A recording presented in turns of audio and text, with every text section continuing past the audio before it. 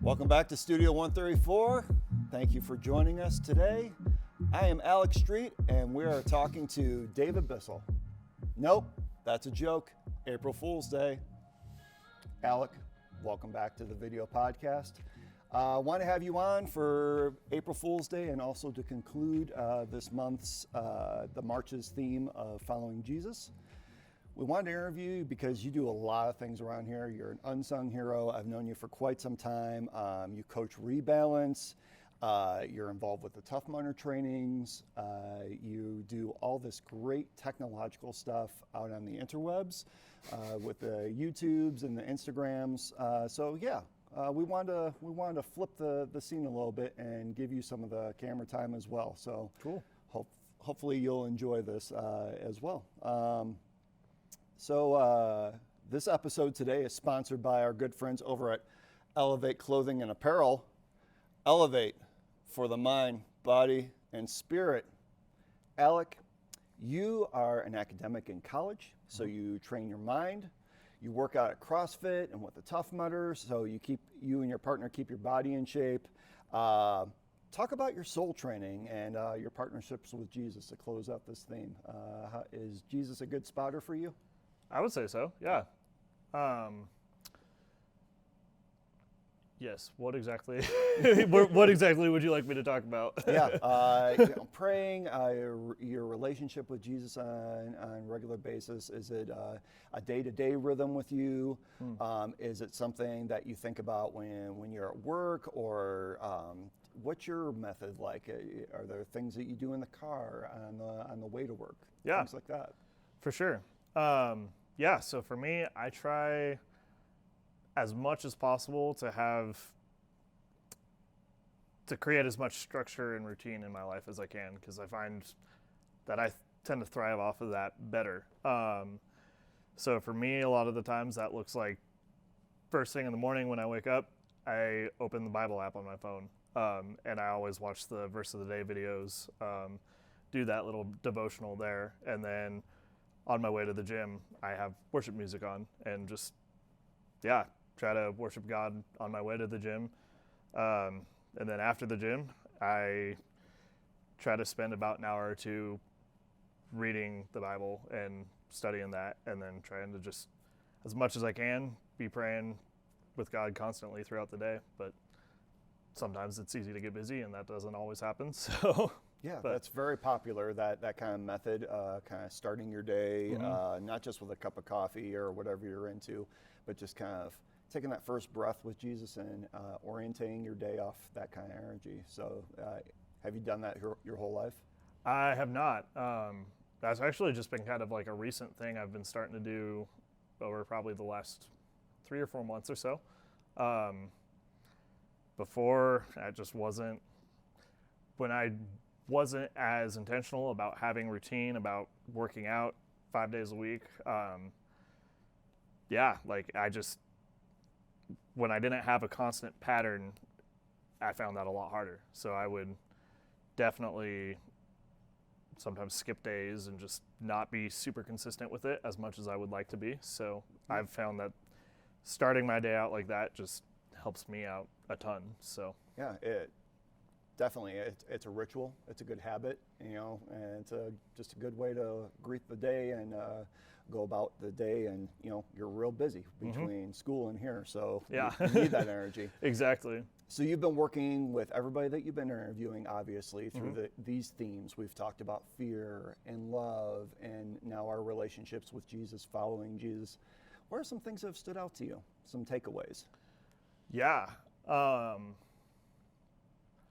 So I was just doing an episode with Gabe, and it's not out yet, but actually it might be at the time you guys are watching this. But what I really liked about that conversation, we were talking about how with all of these series we've been doing, we've been trying to make them tie into each other, because to kind of give you guys the bigger picture of who God is and how he loves us.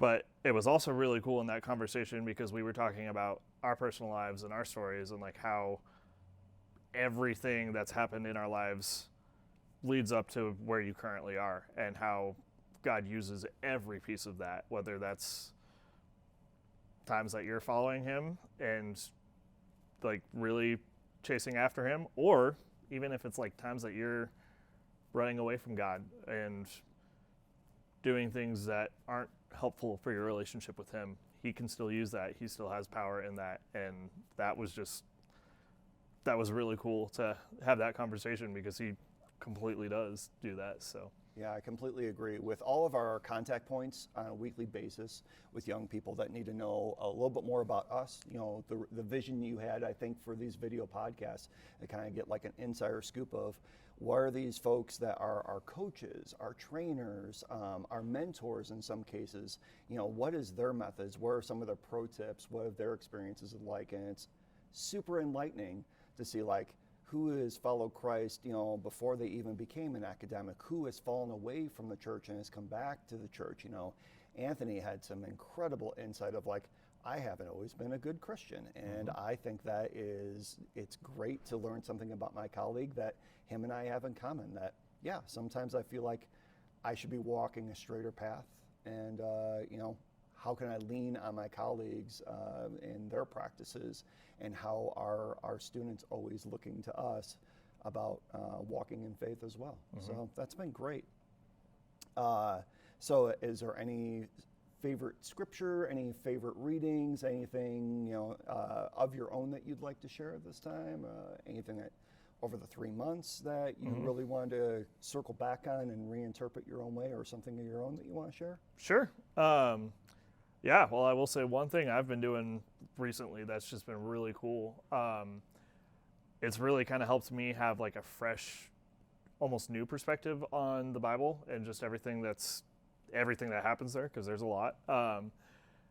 Yeah, a little bit of backstory before I share that. Like I grew up in the church. I grew up as a pastor's kid. So I was in church all the time. I knew a lot of what happens in the Bible.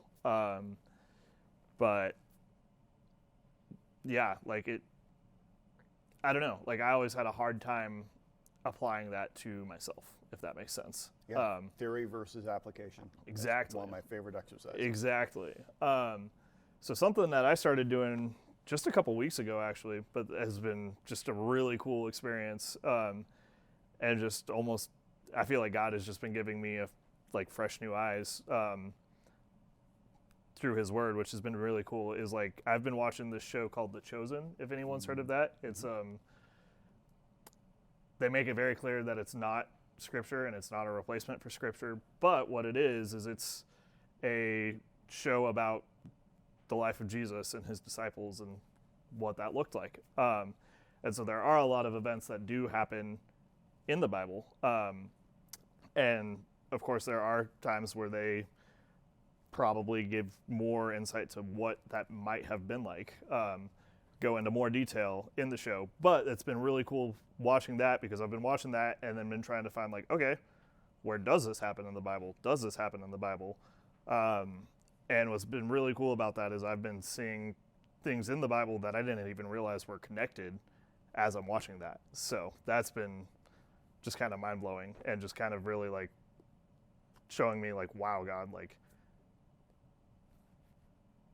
we can't comprehend him and his ways.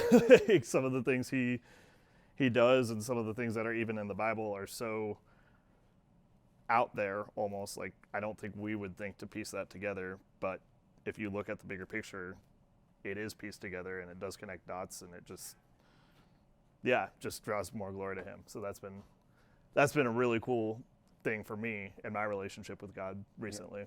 Yeah, The Chosen is amazing. Each episode wraps up with the cast talking about the episode and really breaking it down, just like you would do with your friends after watching this together, and really having a grounded discussion of things that you see throughout it. And it's amazing. I wish more shows would take that approach. Yeah. I know a few do. Ironically, The Walking Dead does that sort of thing with some of their after episodes. But I think it's important that we wrestle with some of the scripture. On its face, the Bible is an incredible instruction manual on leading a good Christian life. But Right. some of these things are heavy lifts. You know, They are. Jesus should be your spotter with this, and and you should wrestle with this and have people that you can bounce ideas back and forth with. Absolutely. And that's one thing I've been really enjoying about this too, is like I've always heard growing up in the Christian community that like you should do your own research. You shouldn't take everything at face value for just what people say it is, but like I've never really understood how to do that, and then just kind of, I don't know, like just watching this and then like just trying to find, okay, like where does this happen? Like it's just almost given me like a new hunger for it, if that makes sense. So Yeah, it's anything. It reminds us of our team here at YFC. We're all very diverse. We have a lot of different skill sets. We're coming from different walks of life, different walks of Christianity, coming together for a common mission. But how we've arrived here today to do this incredible work together, it only makes us stronger because we're not all cut of the same cloth. Yeah. And again, The Chosen it's a different approach. It was a fan-funded show, and you can see it doesn't look like anything else that you've ever seen for a Christian episodic show. It's amazing. right, it's really cool. Hey, you're a world traveler, fellow world traveler. You've been to Australia. Yep. Fun fact.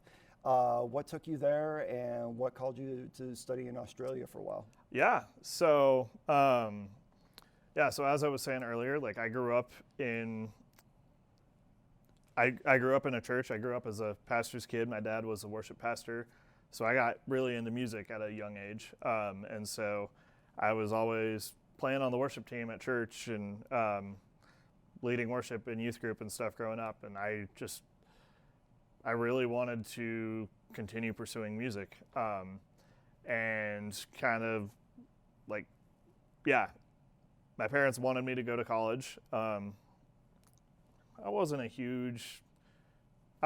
like super into going to college, but I was like, okay, like, well, I guess if I'm going to go to college, I probably have to stay in state because out of state is just so much more expensive. And I've also got a lot of siblings. So like, I got to do it cheaply, as much as you can. And yeah, so my original thoughts were like, okay, maybe I'll go to Ames or maybe I'll go to UNC. And I have never been a good test taker. So I took the ACT or the SAT, whatever it is here in Colorado, didn't score well, couldn't get into UNC because of that, even though I was mostly a pretty solid student other than my test scores. So I was like, well, that's off the table, but I really want to like get out of Greeley. And then someone I knew at the time actually went to Hillsong College, which is where I ended up going. So they showed me about that. And yeah, eventually I just felt like, you know what, like I can stay here in Greeley or I can go to Australia, which I've always wanted to do. I can continue pursuing music, which I've always wanted to do. Like, why not? It was about the same as it would have probably been if I went to UNC. So I was like, might as well do that. And then I just felt like God just kept opening doors as I kept pursuing that. So I eventually just ended up there for about 2 years. Yeah, and you've transferred those skills, lived experiences that you had there to here at NCYFC, with some of these parking lot performances and stuff like that, where we might pack the parking lot with a couple hundred head. I hear that you're used to having a much larger scale than that. Yes, I am. I'm used to like arena size events. So yeah, it definitely was a transition doing that here and not having as big of a team to pull that off. But I definitely think that is a huge part of why I think God sent me over there, because I'm not sure I would have had those skills otherwise. So, and again, unsung hero. You make those events come together. Just want to put that in there that, it doesn't go unnoticed by your team of what you bring to these events. Thank you. And when people watch episodes like this, that, it's you working that behind the scene. I heard recently that somebody also asked you about one of your tattoos, the one on your forearm, the one with the trees. Yeah. Does that have a religious significance? Yes. So maybe I can pull this up. So it's just a forest right now. I never finished it yet, but yeah, the idea there, it comes from, I believe it's in Matthew 6, where God is talking about if he cares about the birds and like the trees and just nature as much as he does, he provides for them. Like, how much more does he care about you? Yeah. And so that was just kind of one of those to me that was like, wow, like I've seen that in my life. He's provided for me when there were times where it was like, I don't know how I'm going to get through this. Like, God, you got to show up. And next thing I know, something happens that I could have never made happen on my own. So like, he definitely cares for us. So for me, it's just a reminder of like, man, he loves the birds and just nature that much. Like, why wouldn't he love me? You know, like. It's a beautiful tattoo. It's a beautiful message. I think in some books it's referred to as dominion over the world and animals, and you know that always to me is responsibility. We're caretakers, and like you said, there's levels to that. That if God is the caretaker of everything that He oversees, we owe it to Him. We celebrate his givings and His blessings by do the same for the animals and the trees, and you know, it's a beautiful tattoo. Thank you. So, all joking aside, I hear that you had a near-death experience once with a former member of the NCYFC staff. Do you want to talk about that story? Sure. Yeah, so Becca Neal, if you guys know her, she's Jeff, our executive director's wife. She was my art teacher, photography teacher, graphic design teacher in high school. And I believe it was my junior year, I had a really bad case of what they call whooping cough. So basically I would just get these really bad coughing spasms where I would be coughing so much and like I couldn't catch a breath, I couldn't breathe.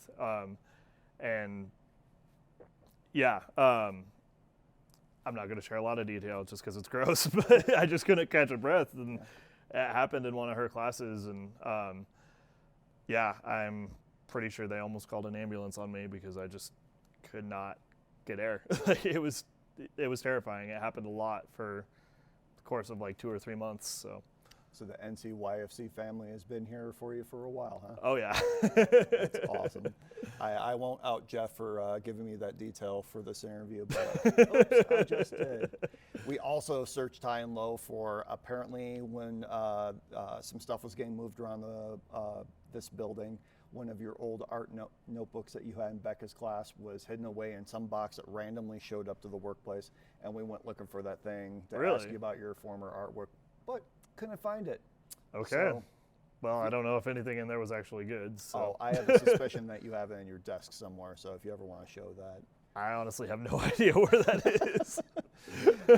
So what's coming up for us? You know, Studio 134 is doing an incredible job with these video podcasts and interviews. Any upcoming projects that you want everybody to be aware of, things that you're looking forward to? Yeah, we have our annual prom coming up. I believe that's happening May 5th. Yeah, so for those of you who don't know, we try to host a free prom every year for all of the high school students in the area. We want prom to be something that's affordable and something that every kid has access to because realistically, they just don't. Prom is expensive. It costs a lot to throw a party like that. And so we try to provide dresses, haircuts, tuxes, like all of it. And yeah, our goal with that is to throw the best party in town and just show kids like, hey, we love you, we care about you, like, you're welcome here. So, tremendous celebration.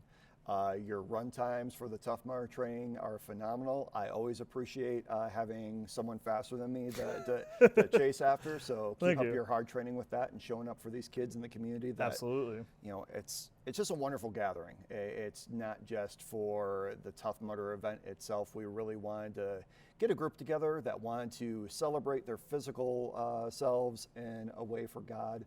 and you're a huge part of that. So Thank you. Thank you for capturing that as well, but we'll talk about that later in upcoming project years, and just a shout out to you. Yeah. Thank you. Anything else you want to talk about before we close up? Yeah, I mean, just other events we have coming up. We've got the prom. We've got We're doing a Cinco de Mayo? yes, we're doing that on Cinco de Mayo, so May 5th.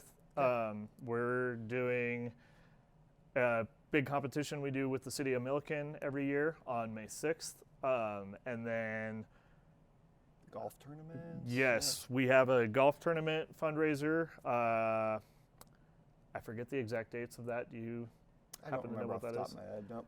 We will link that on the video so that you guys are aware of that, and we'll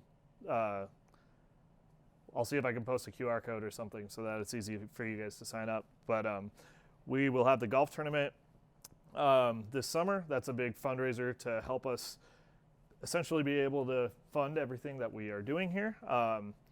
That's not all of the funding, but it definitely is usually a pretty significant portion that really helps us to be able to love kids the way we do. So we highly encourage you to come to that because you are an important piece of what we're doing. It doesn't happen without you guys and your support. And then another event we have coming up is Camp Good Buddy. So we take the kids at the refuge and we have a camp that we work with up in, I believe it's Bellevue, Colorado. So we'll take them there for, I think it's 3 or 4 days. And yeah, get to skate with them a lot, build relationships with them, and ultimately, hopefully drive them closer to Jesus through that. So Yeah. You, the viewer, are a huge part of what we do at NCYFC, whether it's Higher Grounds on Friday nights or some of these events that we do. You know, we talk about taking Higher Grounds outside the box and doing a barbecue out in the public, just so these kids can experience community, can experience Jesus, and walk with us in our journey as well as their own, and really be there for them. But it's not free. So subscribe to our newsletters, get involved, come volunteer on a Friday night and meet some of these kids. It's amazing. We've had some donors do that recently. Come take a tour. We'd love to make you a cup of coffee and show what those donations are going towards, and Yes. share those testimonials. And again, you go on YouTube and you watch some of those videos of the testimonials and the luncheon videos. That's Alec doing all that great microphone time and tech time, making us look our best. thank you. So thank him. The next time you see him, subscribe to the channel. Yes, please like and subscribe. That helps us a lot. That also allows you to get to see the impact that you're having, the stories that the kids are sharing of how they've been impacted by being able to come here and what God is doing. So yeah, please like and subscribe to the channel. Share the channel too, because the more we can get the message out of what we're doing here, the more we're able to expand our reach and hopefully help more kids. So Yeah. Keep an eye on Instagram as well. Alec plays a huge role in that, and we keep it active and let these kids know what's coming up for events. Thank you for your time today. absolutely, thank you. Yeah. For the Studio 134 podcast, video podcast, I'm Alec Street. No, I'm not. I'm David Bissell. And I'm Alec. Thanks, Alec. Thank you. Have a good one, guys. We'll see you next week.